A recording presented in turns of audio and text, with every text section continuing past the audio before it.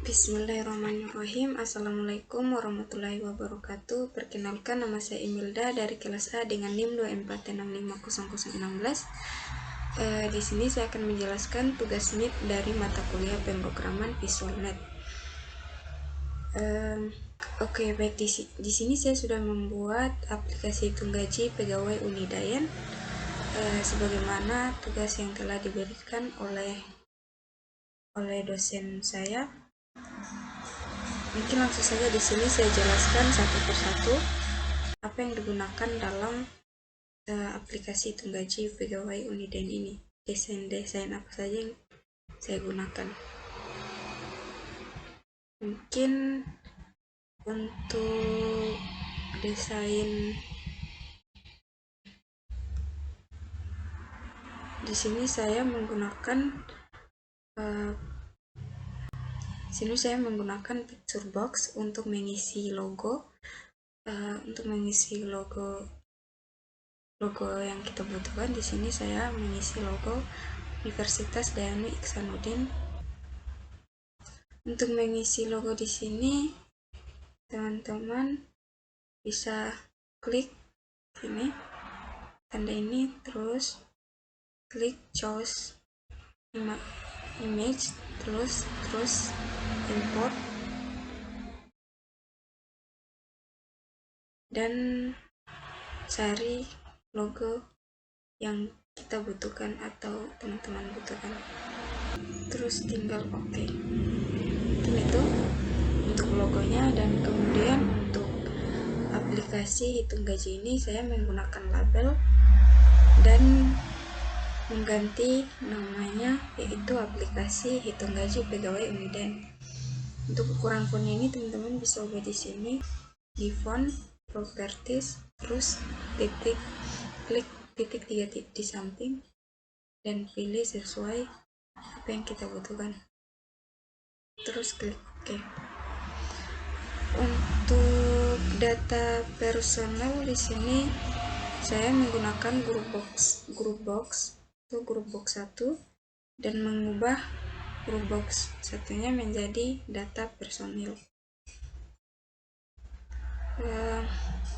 Untuk NIM, nama, jabatan, tanggal lahir, dan tempat lahir di sini semua menggunakan label.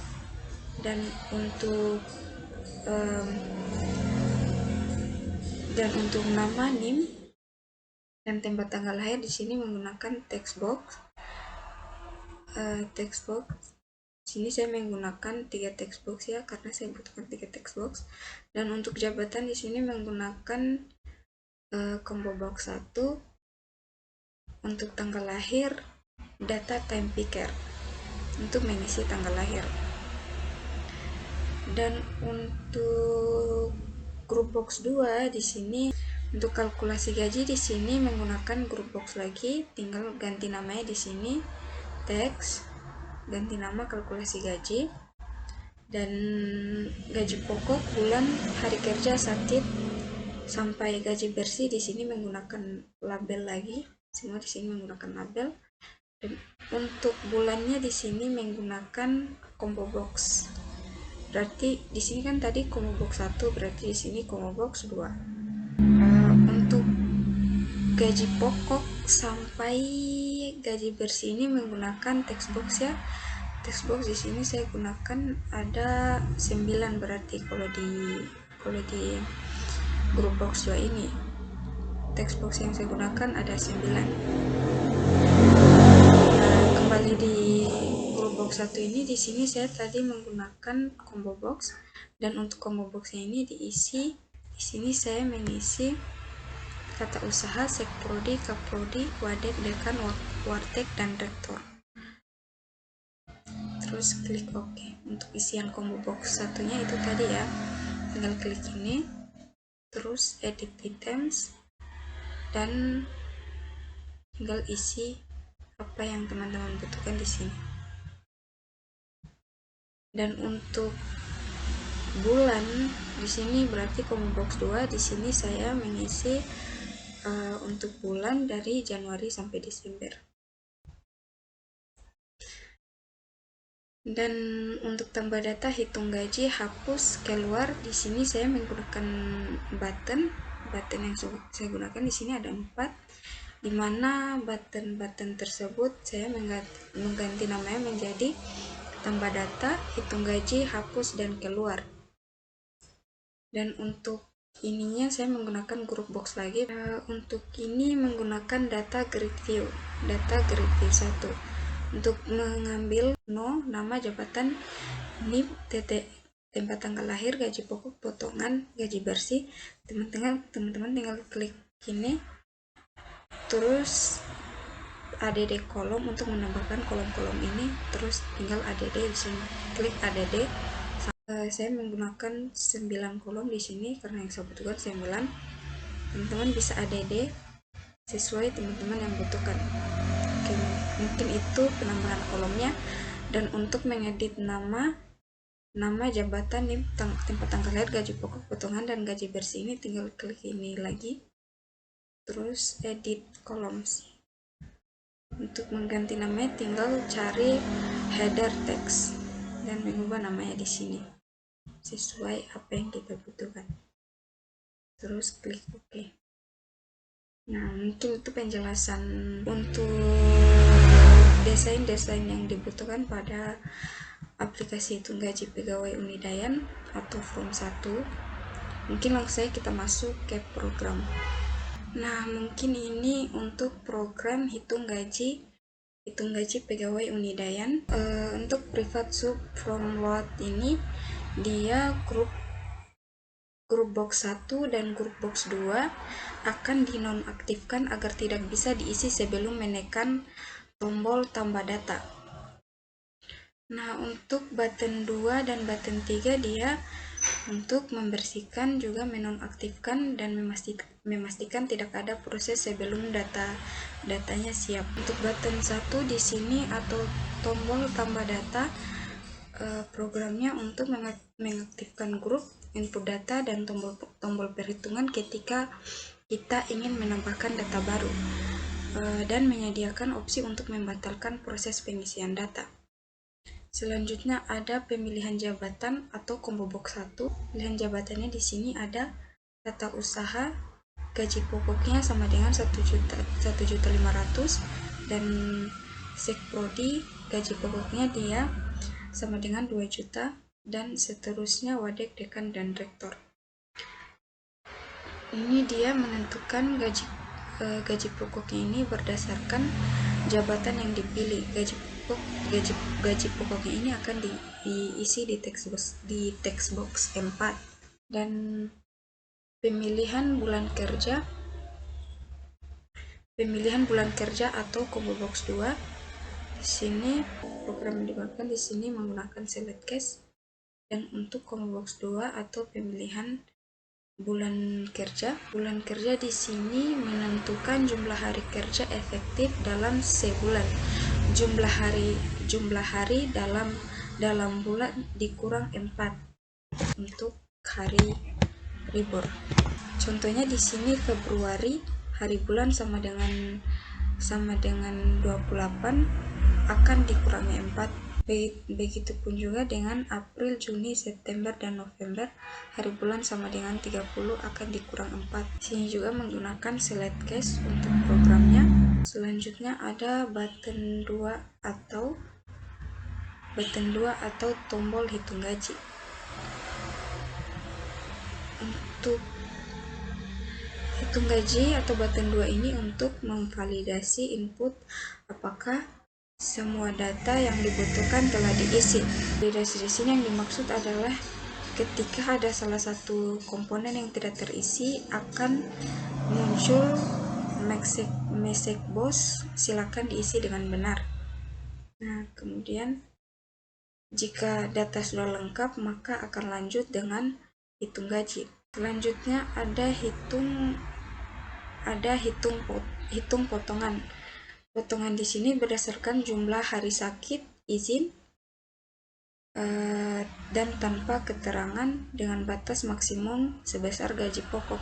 Artinya di sini perhitungan potongannya, contohnya di sini hari sakit 20 per hari hari izin 50 per hari, dan hari tanpa keterangan 30.000 per hari. Kemudian untuk tunjangan ini berdasarkan jumlah hari kerja dikalikan tarif harian. 50.000 dikurangi potongan dengan nilai minimum 0. Selanjutnya ada pajak. Pajak di sini menggunakan select case. Fungsinya untuk menggunakan presentasi tertentu berdasarkan jabatan. Artinya di sini besaran pajak bergantung pada jabatan yang berkisar dari 2% sampai 5% ya. Selanjutnya di sini gaji bersih, gaji pokok tambah tunjangan kurang potongan dikurang pajak. Artinya di sini menampilkan hasil perhitungan di kontrol terkait textbox 9 dan textbox 10, textbox 11 dan textbox 12, dan menambahkannya ke data grid view sebagai rekam data. Dan untuk button 3 di sini semua ini fungsi button 3 di sini untuk menghapus semua input dan mengembalikan form ke keadaan awal. Kita masuk ke validasi input, yaitu untuk membatasi input pada textbox 6, textbox 7, dan textbox 8. Di sini hanya menerima angka dan menggunakan event keypress. Kalau mencari event keypress tinggal tekan ini, terus cari event keypress, lalu tambahkan. Oke, mungkin itu penjelasan singkat dari programnya. Mungkin langsung saja kita running. Setelah di running, maka kondisi awal grup data personel, data kalkulasi gaji, hitung gaji, button hapus berada dalam kondisi tidak aktif. Kenapa? Karena di programnya tadi kita menggunakan enable false. Tapi ketika kita mengklik button tambah data, maka akan mengaktifkan grup personel dan kalkulasi gaji, kemudian akan mengganti button tambah data menjadi button batal. Ketika kita mengklik button batal ini, maka akan kembali ke kondisi awal, di mana data personel akan dinonaktifkan kembali dan button batal kembali ke button data. Nah, di sini kita coba isi untuk data personilnya. Tambah data, kemudian isi name, nama, dan jabatan. Contohnya kita pilih dekan, dan untuk tanggal lahir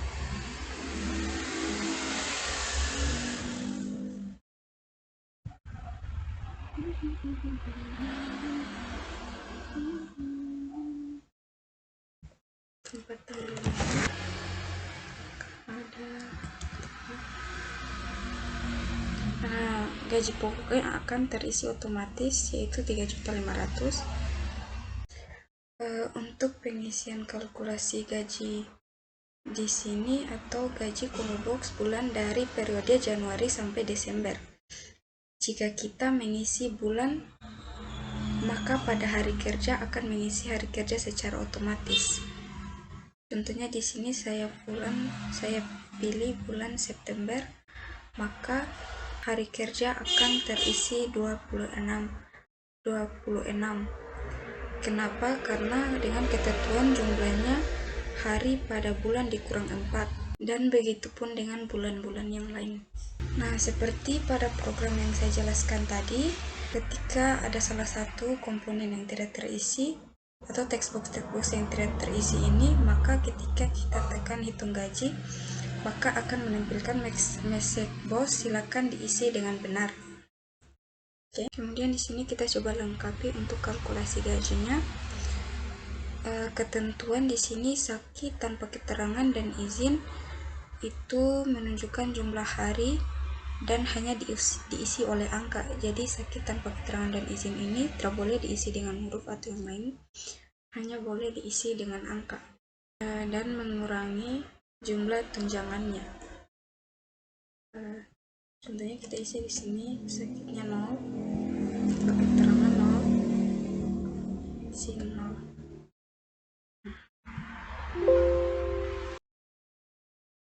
Nah, untuk tunjangan di sini diisi dengan rumus diisi dengan rumus jumlah hari kerja dikali 50.000 dikurang jumlah perhitungan sakit tanpa keterangan dan izin.